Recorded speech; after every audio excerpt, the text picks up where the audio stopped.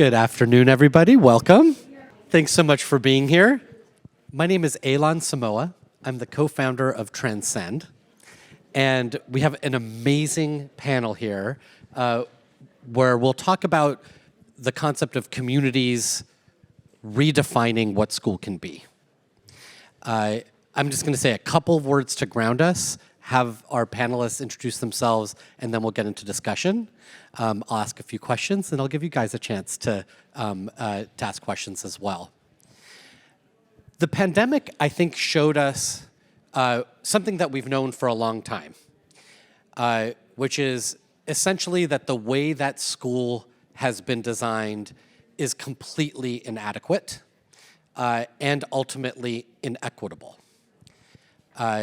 And it showed those facts in stark relief in ways that were impossible to ignore. But it also showed something else, which is that the process by which we design schools is also broken. And there's a lot we can say about that. The thing we're going to talk about here is at Transcend, we like to think about it as there's a lot of genius that's left on the table. And specifically, stakeholders who are being served, right? Students, parents, families, community members, educators who are closest to those students and families. Oftentimes when we talk about community-driven design or efforts, et cetera, you get this sort of, binary, where it's either that the third grader and his mom are going to define what happened in third grade, or it's the experts who are the learning scientists, et cetera, that are going to decide. And the fact is that it's not an or. It is a both, right? Community-driven design or invention or whatever word you want to put there has to do with bringing all of the assets and genius of the community, all of the perspectives together to make a design and a process that is more extraordinary and more equitable. So that's sort of our thesis here, and we're hoping that the conversation will illuminate that and take us to places beyond. Before we start getting into the content, I'd love to have the panel introduce themselves, starting with Brent. Hello, Brent Maddin. I'm the executive director of what we call the Next Education Workforce at Arizona State University's Mary Lou Fulton Teachers College. It's like the longest title ever. It's really good to be here with you.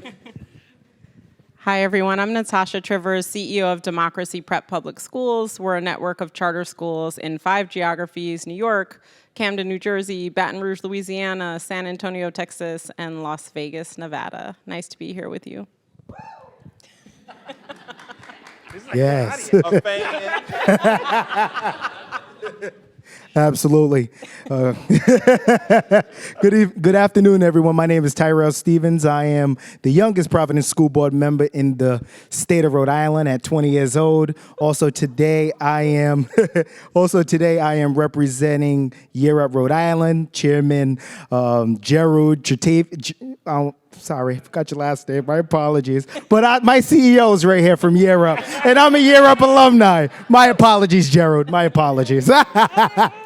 He's only 20. Leave him alone. I'm Morcease Beasley. I represent Clayton County Public Schools. I serve as the superintendent CEO. And when you land in Atlanta, you land in Clayton County. We are right south of Atlanta City. We have about 53,000 students. We're the 5th largest district in the state, and we are the best district in the state. All right. I told you we have a good panel. So we will start with Tyrell. And you've been able to share some of your stories of how you became a board member that actually rested on the experience you had as a student ambassador in high school. And so it seems just very fitting for us to start there. What were some of the things that what was some of the genius you brought to the efforts that you were a part of as a high school student? Absolutely, I brought a whole bunch. But I ended up going to high school. I went to Juanita Sanchez. It was a high school in Providence, Rhode Island. When I attended Juanita Sanchez. I did a lot of community work within the school. I was on the principal advisory group. I was on the superintendent's youth council. I was doing a lot of work within the school department, speaking at school board meetings, advocating for the students. I also was a part of a bunch of different youth organizations that said, we need a young perspective on the Providence School Board. So when I graduated, before I graduated, I was a senior in high school. They voted me in as class president, my peers. And when I graduated from high school, I was like, what should I do? Should I go to college?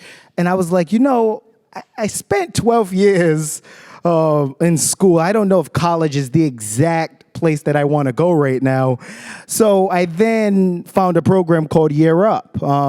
My guidance counselors that was there, they was really trying to figure out, they're like, hey, Tyrell, you need to do something. It's May, you graduate in June. You're not saying what college you want to go to. There's a whole bunch of colleges that want you to attend. And I said, I just want to work. I just want to do something else besides go to college right about now. And then my guidance counselor said, hey, we heard about this program called Year Up. And when I looked at it, I thought it was sort of like a scam.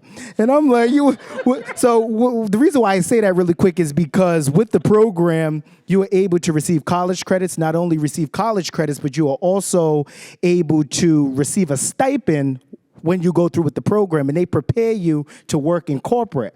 And I said, you know what? Let me think about that. So I ended up scheduling a visit to go to Year Up, and they provided me, when I ended up going for the interview, I ended up getting accepted. And what they did was they provided me with the professional skills to be able to speak with my peers and speak with adults, executives, CEOs in the same room. And when they provided that to me, I said, you know what? I think I should take this experience that I've just experienced with Year Up. I should take that to the school board. I think I should apply. And I worked outside, working with the mayor's office, working with city council members already. So when I put the application in to apply to be on the school board, the mayor said it's a no-brainer because in Providence, they appoint the school board members. So he said, yes, a no-brainer. We want you to be on there. And then that's when I became, this was all like, last year? This is when, it seems like it was so long ago, but that's when I became a school board member. But I think most of it was we need to understand the young perspective, the student's perspective on a lot of these issues. And because I was freshly out of high school and I went to Year Up, but then went directly into being on the school board, I said, I think I can bring a different approach to the school board, to the district that has historically failed minority students for over 40 years. So when I went there, where I'm currently on, a lot of them can't stand me because I know my stuff because I recently graduated, but a lot of them have that respect. And I think that Year Up provided that for me to be able to sit in a room with executives, with board members, and make decisions for the district. They just don't like his age. Right. And Tyrell, can you give an example of, here's a perspective I brought that would have been missing? Absolutely. I think the perspective that I brought that have been, I think one of the main things is sort of understanding the students. I think a lot of people that sit in central office, we call it the district central office, they make a lot of decisions behind their desk. They don't actually go to the schools, take their time to speak with the students, understand where they come from, because a lot of students go through social and emotional traumas. A lot of them, like their parents aren't home to support them. Some of their parents are on drugs. This is just the reality of an urban school district. And I think that approach of them actually understanding what these students are going through, due to my experience, understanding what my peers was going through as a student, because, they open up to you a bit more when you're one of them. I think that approach that I brought to the board is the reason why now they're taking an approach of bringing in more counselors, bringing in more community specialists to try to really work on the culture in these schools. So I think that that's something that I brought and spoke about, and that's the approach that they're currently taking. That's so powerful. You essentially were a channel of empathy, it sounds like, right? Which is so meaningful for probably every decision that gets made.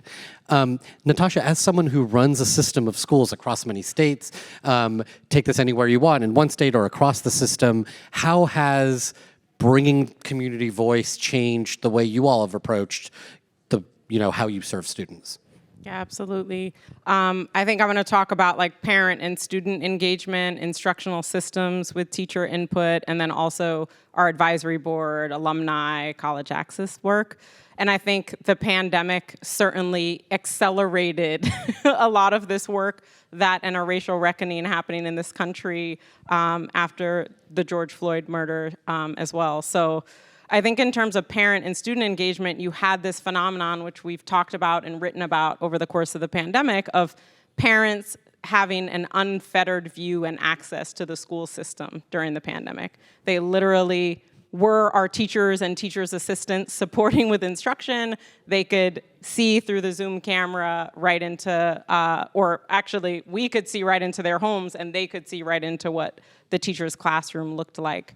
And so I think that afforded us the ability to really think through, how are we working with parents, not just on engagement on a surface level. Are you filling out surveys? Are you coming to the school for parent-teacher conferences? But do you understand the instructional systems employed? And how are we leveraging you as experts about your child and experts in the home that can actually support with these instructional systems? So it started out of necessity, like, what is a Padlet? How does Google Classroom work? What is Pear Deck and what does it do? And really using town halls and various forums to support parents as they support their children, but also get feedback from parents in real time about how this was working, which was really powerful and something that will never go away in our school system. That's not gonna end when and if this pandemic ever ends or becomes endemic or whatever the right term is, but that's something that will carry on in our, just the way we do business. In terms of scholar engagement, you can think of from 6th through 12th grade the same kind of paradigm where we're actually eliciting from students, what is working for you? How can we build more engagement in the Zoom format? And then when we're back in the school system, how can we leverage some of those learnings to extend your learning and to give you what you need, whole classroom space, and in terms of tutoring as well. In terms of instructional systems for teachers, we were in this situation where, and again, this was accelerated by a pandemic, but there's a silver lining. We were in a situation where teachers could decide, based on any number of things, I'm not coming to work until X, Y, and Z happens. And so from just a very real perspective as an administrator, you better make sure that you are soliciting feedback from teachers, meeting with teachers, understanding what their concerns are in terms of safety, but also instructional systems, professional development. How do we equip them to do all this stuff in using technology, especially for our new teachers this year who came back to the in-person environment after not experiencing the Zoom fun that we had last year. So how do we support them when there's an Omicron surge and we are going back to virtual for 2 weeks in January? So there was a lot of feedback loops with teachers, a lot of focus groups on any number of things, but instructional systems, safety, how to best serve students, with special needs was a huge part of it. And then lastly, we erected an advisory board which gives recommendations to our national board about anything from suspension rates to school culture to academic program. It is 70% Democracy Prep alumni, 100% people of color. They are all young professionals. They are similar to Mr. Tyrell here with great passion and energy and insight, and many of them have gone through our school system. And that is just extremely powerful, whether navigating a pandemic or not, to hear from them directly about the direction of Democracy Prep. What are we doing to serve students? What are we doing to be on the cutting edge? And then finally, college access work. I would say we've gotten better, faster at giving extremely personalized attention to each student and celebrating different pathways and understanding what success means to a young person and to their family. And again, silver lining of the pandemic, it has forced students to think about what they're paying for, what they want to do in terms of their education. Are they gonna go to school if it's all Zoom for a year, or are they gonna take a gap year?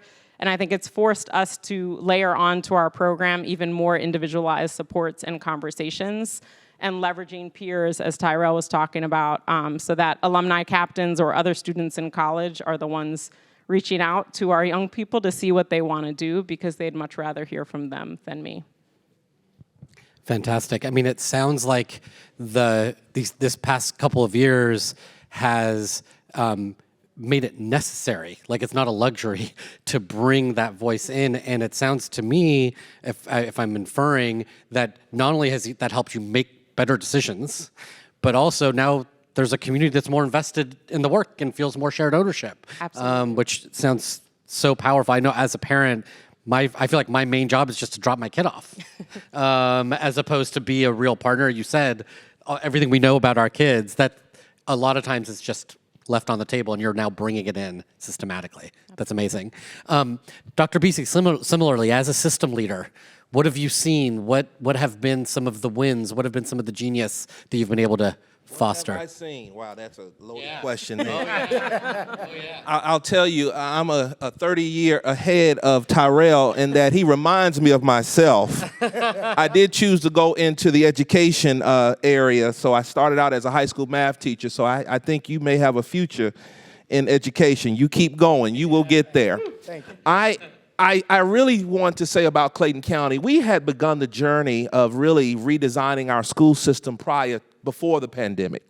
The pandemic made us accelerate the plan. We were already beginning to give every kid a device. We just had to accelerate.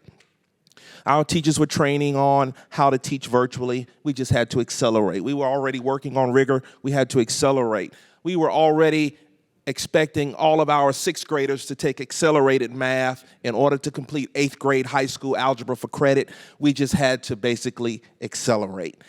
Our kids were enrolling in dual enrollment at the college level in our college in the county. We had some colleges outside the county. We just continued to expand those partnerships. We had to feed families. We had to do everything everyone else has done. We were already pretty robust in our engagement with our parents. We just had to now take it to a different platform, which we'll never take away. We've given our parents more options now. So I tell principals that given the tools that they have, really attendance shouldn't be much of an issue anymore.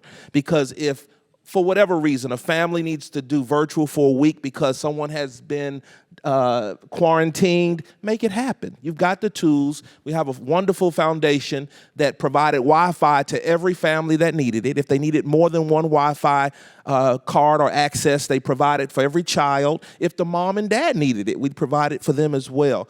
So we closed those divides. Our work has really been to just make sure our children are well, that they're okay, that they feel good about the circumstances that they're dealing with, that the families feel supported, and that they understand that there are resources available.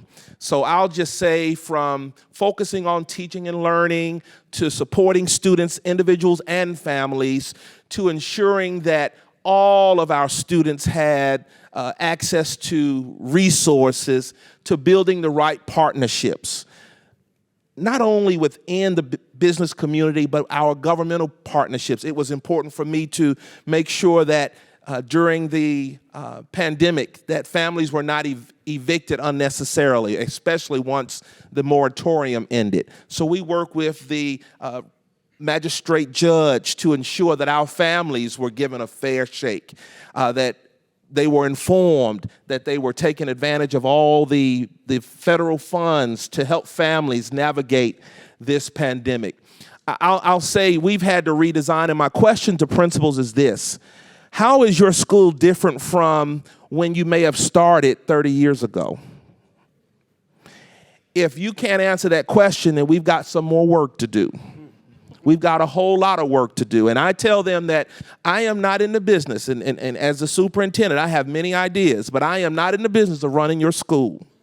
I am here to support you as the principal. Remember, when you interviewed, you said that you wanted to be the principal, you wanted to be this innovator, you wanted to deal with parents, and I want you to do just that. I will support you in the process. And so I tell them, be innovative, be creative, expect of yourselves what you expect of children. Communicate, collaborate, be creative, and think critically.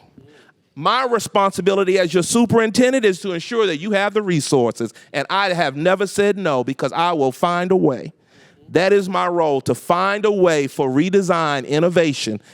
I want my principals to focus on children, support teachers, and ensure that they're getting the best instructional experience. I'll say this, Aylon, when it comes to our data, discipline issues, precipitous decline. We have about 60% of kids who are reading on or above grade level. Clearly, more to do in that area. About 53% of our kids go to college. We are seeing every year fewer and fewer of our students who go to college need remediation. We're graduating more students with advanced placement, dual enrollment, and associate degrees, even in networking systems at our various high schools. Our parents have been more engaged during the pandemic than they were prior to the pandemic, so that's a plus. We're seeing more partnerships in so many areas, and I have to really give our partners a public recognition for all that they're doing to ensure that our students have access to internships, mentors, resources within the schoolhouse and beyond the schoolhouse. It is amazing to see what schools and leaders and families and moms and dads can do when we just allow them to just create and have school. That's right. And with community partners, as you said, it really takes a village, but then we forgot that. That is right? correct. And this maybe reminded us in a way that, as you said, hopefully will endure. Like, this is not just temporary, this is actually how it will be, which would mean great things. Brent, as you think about all the work that you do, and it might be worth just describing a little bit of what the center is involved in. I feel like you get a look-see both at the community level and at the maybe ecosystem level, and would love to hear you share some reflections on that. Thanks, Aylon. And Morcease, there were a bunch of principals, superintendents out in the audience. They were shaking their head a lot just then, because I think that we are in this moment. And at Arizona State University, Teachers College, across the board, College of Education kind of have a bad rap. I will say this, right, as being disconnected, by and large, on average, right, from the communities in which we are lucky enough to work and serve. And at Arizona State University, one of the reasons that I left my previous job, I helped start something called the Relay Graduate School of Education. And part of what attracted me to ASU was that we've got a charter that says that we will be measured by who we include as opposed to who we exclude, and how people perform and do when they are with us, right? And this is a public institution that is putting it out. Now, I'm happy to say, a minority-serving institution, right? And we have an obligation. We have a call to be working in the communities in which we're lucky enough to serve in Arizona in particular. We've got a number of people here in the audience that are doing that work. And the work that I get to do is in partnership with them. Think about how we might design and build together with teachers, educators, families, business community, superintendency on down, a version of schooling that looks radically different than the way that it did 10, 20, 30, let's be honest, 40, 50, 60 years ago, right? And so what we're up to is in close partnership with a number of people sitting in this room, because we also believe that bringing people to these conversations and having them be part of these conversations is part of the work, part of building this idea of community and investment. We've got about 30 schools that are really thinking differently. I'll give you two clear examples of what this looks like. So the biggest difference is we think that the one teacher, one classroom, default normative model of schooling is part of the reason that people are peeling out of the teaching profession. That we have created a job that people don't want to go into because it's hard, because it's unsustainable, because we expect people to be all things to all people at all times, and that's not fair to anyone. And so, how might we think differently about the way that we bring educators, and I use that word really intentionally, not just teachers, educators, around students? And so a couple of things that we're doing. One, we've got someone that helped start a school. It was called School for the Future, right? Not School of the Future, School for the Future. And Mary Brown, you want to raise your hand, Mary Brown? Hi, she's one of the founders of that. It was a school within a school, using this team-based approach. And the way that and you should talk to Mary about this. Don't talk to me about this. Talk to Mary about this. You brought together business leaders, families, students in like a series of design sessions over a course of the year about how might we actually build something that we all want, right? I fundamentally believe, this is me, I'm a biologist by training, right? That we have constructed these essentially non-permeable membranes around our schools and that we leave a ton of talent on the table. And we don't respect the talent that is in our communities, right? And how can we, as I say, a college of education, value paraeducators who have been in this work for like 20, 30 years and help accelerate them to degree programs? Or how do we, Corby Adams is right there. Hi, Corby. Yeah, you could raise your hand higher, right? Yeah, Corby. Corby is, she's helping with what we call community educator work. And so she's out working with community educator organizations to change the permeability of this membrane about how we bring them as members of those teams together around the students. Because we believe that it is a whole group of educators coming around students to really meet all of our truly diverse needs. And so you should talk to all of these people. The last thing I'll say on this point, Superintendent Andy Forless from Mesa Public Schools, the largest school district in the state of, hi Andy. Yeah, right. It's like, she says that teacher recruitment starts in pre-K. Because it's all of the experiences that our students are having over the course of their entire schooling career that's going to make them, when it's time to choose whether or not they go into this calling, and it's like, we've got an opportunity to change that. And so, and I think the time is now, and I think that we have, we're tired, everyone's tired, and I think that we have an opportunity to leverage this moment to really do something different on behalf of our students, our educators, our families, our communities. Aylon, and I should share, to add on what Brent shared, there are some people who have the philosophy that you have to get everybody up to a certain level in reading and math before you do these innovative things. That is a flawed approach. Where in America is everybody reading on grade level? But you still have to live, don't you? You still have to have jobs. You still have to pay bills. You've got to buy homes. You've got to rent apartments. So teaching to get everyone reading on grade level, that is so noble. And we are working toward that. But listen, the bottom line is we want everyone to live. There are those of us who have to live even when we didn't read on grade level. We as educators, we have to create those spaces where everybody finds their potential and they thrive. If that includes reading on or above grade level, then great. But if it doesn't, believe you me, there is still success for that student. And we cannot deny kids access because they're not doing something on or above grade level. And you all know, us educators, and I'm going to say, I'm pointing my finger as a little daddy here. Sometimes we're the gatekeepers that stop those children who don't come from families like us, those opportunities that they need in order to become the families that we have become. And we've got to be careful. I want to recognize one of my principals here, of several of our charter schools, locally authorized in a state charter. Amazing work, an example of what you described, Brent, and an example of redesigning and innovation. He's doing an amazing, amazing job. But do not exclude kids because they're not at a level or because somebody doesn't recommend them.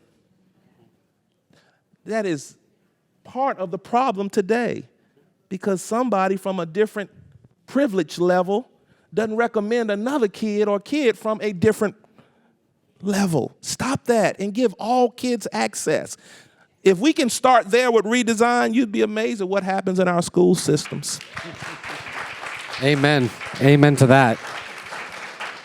Mr. Miller does that. Yeah. Listen, I have to say this. Please. I'm sorry, Aylon. You're on a roll. But I guess that's why I'm the superintendent, right? We have a K-12 performing arts system.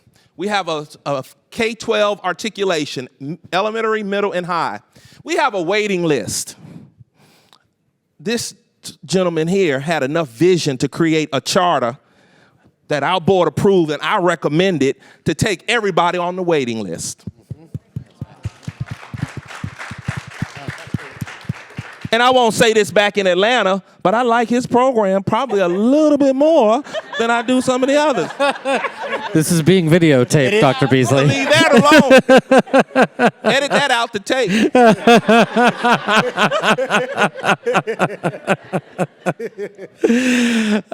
Thank you for that. Can I add Please, 2 Tyrell. seconds really Yes, quick? please do. And I think a lot of the times what happens is we have like the educators, they're pointing the fingers at the teachers, the superintendents are pointing the fingers at the teachers are pointing the fingers at the superintendents, people's pointing the fingers at the families for not being engaged. And I think one of the main things that fall off is a lot of our parents aren't able, I know in my district, aren't able to be engaged with their students' education because they're scared, because they're immigrants and they're not documented. So what can we do to better support them, ensure that they have a voice as well? And I know that's one of the main reasons why I applied to be on the school board, to give them a voice and be the voice of reason for them that may be scared and think that they may be retaliated on if they stand up for their students' education. So I think that that's something that's a concern as well. I think that we all just need to come to the table. Let's stop pointing the fingers. Let's come together. Let's work together. It's not about what city's doing what better, who's doing what. It has nothing to do with that. We have to ensure that each and every student is receiving a quality education, and everyone isn't going to be on grade level, like you said, isn't going to read on grade level. There's no problem. But I also found out that there's a huge drop-off as it pertains to the middle school level, because a lot of our students are going through puberty. A lot of our students just want to act out. And it's sort of like the middle child. You know, the middle child will sometimes feel as if I'm a middle child now. Be careful. Okay, my apologies. But that's something that's kind of like that a little bit. But I think that that's something that we need to look into. How can we better support the middle school on the middle school level? How can we support those students? Because when they get to high school, and in our district, all middle schoolers just pass. We don't keep them back. When they just pass them and they have all Fs, how are we better supporting them? And I think that that's something that we need to look at as well.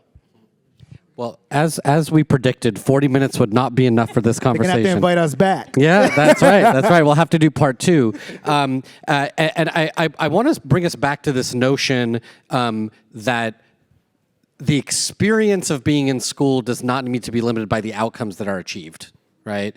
Which is how I interpreted what you were saying, Dr. Beasley. And when I married up, Brent, to what you were saying, that superintendent, thinks of recruitment as starting in pre-K. There's a school that we talked to recently who has 80 staff and 400 students. And she said, I don't want 80 staff and 400 students. It's a high school. I want 480 staff, right? And so, meaning that even the line between educator and student can maybe break down, where we're all owning this, right? We're educators from pre-K. Right, and that it shouldn't matter what my reading level is, whether I get that kind of experience. So I just feel that is very resonant. I want to call that out as a key point. We have maybe like 3 minutes to ask some questions. I'm sorry that I did not manage this well, but everyone will be. I tried my best. We'll all be available to talk more. But does anyone have a burning question? I feel like it would be malpractice in a session like this not to hear from you. Do you have a burning question? If you don't, I will ask another one. Yes. Not a question, just more of a comment. Please. As a principal in Washington, D.C. area. And so having hearing the superintendent just kind of share and be so supportive of just that, innovation and creativity, like continues to inspire me as a principal. Like I am one that colors outside of the line. I ask for forgiveness, not permission. I'm still a principal, so I guess it's kind of it's just really encouraging to hear that there are superintendents, and I'm really grateful to be underneath of a superintendent that has reached called us COOs of our schools, and we have that autonomy. It becomes difficult though, right? Because then you have all of the state mandates and the state report card. So you want to be creative, you want to be the dreamer, but then you still kind of have a box. So it's really just kind of inspiring and encouraging to just kind of hear a superintendent like, listen, jump off